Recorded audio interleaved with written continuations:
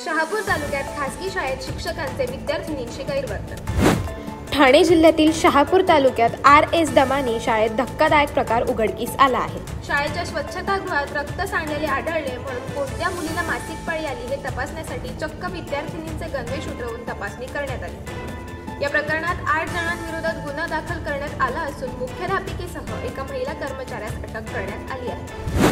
तसेच शेकाप महिला राज्य आघाडी प्रमुख ॲडव्होकेट मानसी म्हात्रे या घटनेचा तीव्र निषेध करत म्हणाल्या, अशा घटनांकडे महिला आयोग आणि सरकारचा ताबा राहिला। मुलींची सुरक्षा अबाधित ठेवण्यासाठी सरकारने शासन स्तरावर स्वतंत्र समिती तयार करून या समितीमध्ये सर्वपक्षीय प्रतिनिधी असावे अशी मागणी केली आहे। तसेच महिलांच्या सुरक्षिततेसाठी आणि त्यांच्या न्यायासाठी पुढील काळात रस्त्यावर उतरून आंदोलन केले जाईल असा इशारा देखील त्यांनी दिला। या पार्श्वभूमीवर शेकाप प्रवक्त्या तथा राज्य मीडियासेल अध्यक्षा चित्रलेखा पाटील यांनी ठाणे येथील शाळेतील घटना निंदनीय आहे। या घटनेनंतर महिला सुरक्षेचा प्रश्न गंभीर झाला।